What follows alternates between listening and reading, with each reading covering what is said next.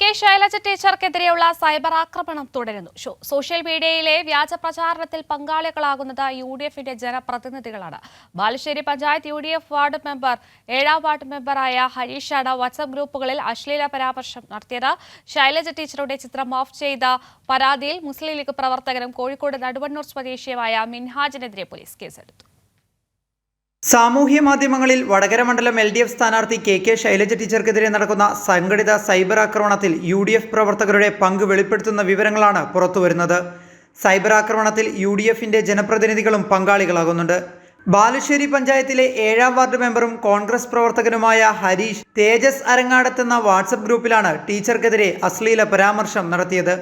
നേരത്തെ ന്യൂമാഹി പഞ്ചായത്ത് വാർഡ് മെമ്പറും മുസ്ലിം ലീഗ് നേതാവുമായ TH അസ്ലമിനെതിരെ വ്യാജ പ്രചരണത്തിന്റെ പേരിൽ പോലീസ് കേസെടുത്തിരുന്നു.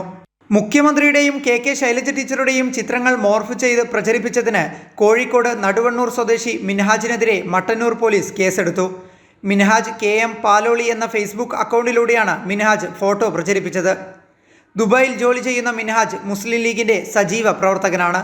മുസ്ലിം ലീഗ് പ്രവർത്തകനും പേരാമ്പ്ര സ്വദേശിയുമായ സൽമാൻ വാളൂരും യൂത്ത് കോൺഗ്രസ് ദേശീയ കോർഡിനേറ്റർ ഷോബിൻ തോമസും നടത്തിയ അശ്ലീല പരാമർശങ്ങളും പുറത്തു വന്നിട്ടുണ്ട്.